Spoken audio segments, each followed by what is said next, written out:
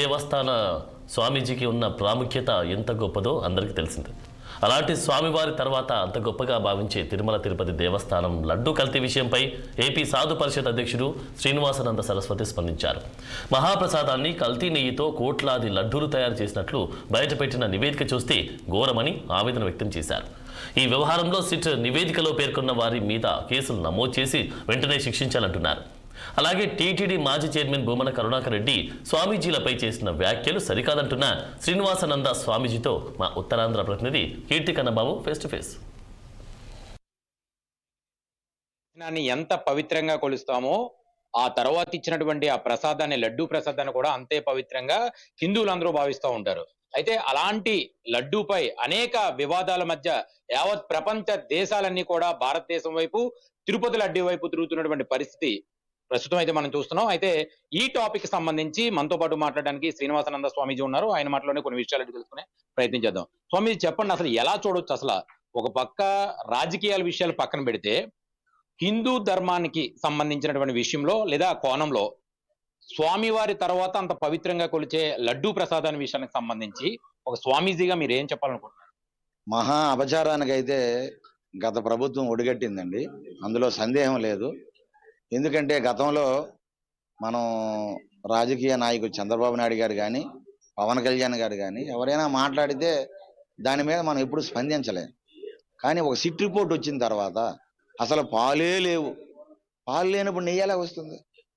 పూర్తిగా కల్తీ అంటున్నారు, కానీ కల్తీ కదా, నకిలీని సృష్టించారు, లేనిదాన్ని సృష్టించి మొత్తం లడ్డు పరమ పవిత్రతను నాశనం చేశారు.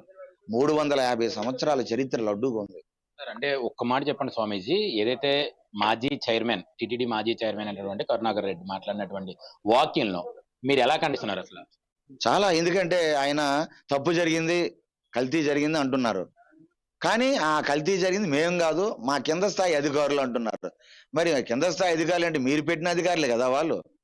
మరి మీకు చెప్పకుండా, మీకు తెలియకుండా జరిగింది అనుకోండి, అది మాకు తెలియకుండా జరిగింది తప్పే అని ఒప్పుకోవాలి కదా. అది కూడా లేదు కూడా స్వామి. కాబట్టి ఇది చాలా బాధాకరం. ఆయన ఒక నాస్తికుడు. జగన్మోహన్ రెడ్డి గారు ఆ పార్టీలో ఎంతో మంది మంచి భక్తులు కూడా ఉన్నారు, వైసీపీ పార్టీలో హిందుత్వవాదులు ఉన్నారు. వాళ్ళందరినీ పక్కన పెట్టేసి ఇలాంటి నాస్తికులకి చైర్మన్లు ఇస్తే నిర్వాహకం ఇలాగే ఉంటుంది.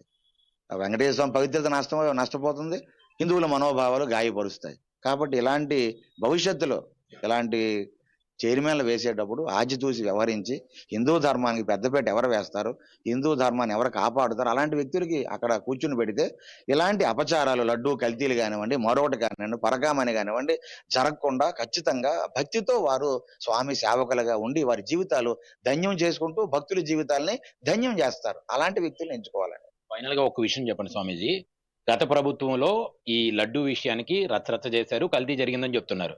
సో ఆ ప్రభుత్వంలో వాళ్ళు తప్పించుకోవడానికి అవకాశం ఉంది. మరి ఇప్పుడున్నటువంటి ఈ కూటమి ప్రభుత్వంలో వీళ్ళ ప్రభుత్వం వచ్చిన తర్వాత మరి ఎందుకు వాళ్ళని శిక్షించలేకపోతున్నారు? అదే ఈ రోజు రాష్ట్ర వ్యాప్తంగా చర్చ జరుగుతుంది. సిట్ రిపోర్ట్ ఇచ్చిన తర్వాత ఎందుకు తాత్సర్యం మీరు చేయాలి? ఈ రోజు దోషుల మీద సెక్షన్స్ వేసి ఎఫ్ఐఆర్ బుక్ చేస్తే ఈ రోజు ఆగిపోను కదా. మీరు ఇంకా దాన్ని వన్ మ్యాన్ కమిటీ అని మరొకటి చేస్తే వాళ్ళకి దొంగలకు అవకాశం ఇవ్వకూడదు, సమయం ఇవ్వకూడదు. ఇక్కడ వీళ్ళు కూడా రాజకీయం చేస్తున్నాం అంటారా? తప్పు కదా, అంతే కదా, ఇది చేయకూడదు. ఇలాగా మీకు ఆధారాలు ఉన్నాయి, బయటపడే వెంటనే ఎఫ్ఐఆర్ పెట్టేసి చేయండి.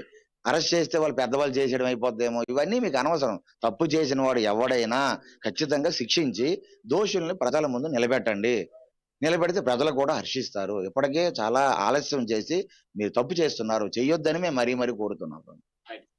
రైట్, మొత్తానికి చూడొచ్చు తిరుమల తిరుపతి దేవస్థానానికి సంబంధించినటువంటి లడ్డూ ఇష్యూ యావత్ భారతదేశంలోనే కాదు ప్రపంచ దేశాల్లో కూడా పెద్ద ఎత్తున అయితే రచ్చ జరుగుతున్నటువంటి పరిస్థితి అయితే కనబడుతుంది. దీనికి సంబంధించి హిందూ పరిస్థితికి సంబంధించినటువంటి స్వామీజీలందరూ కూడా పెద్ద ఎత్తున అయితే పోరాటం చేస్తున్నటువంటి పరిస్థితి కూడా చూడొచ్చు.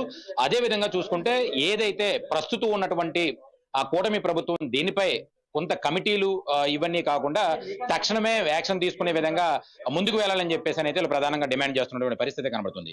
కెమెరామెన్ మోహన్తో కన్నబాబు, 6 టీవీ, విశాఖపట్నం నుంచి. తిరుమల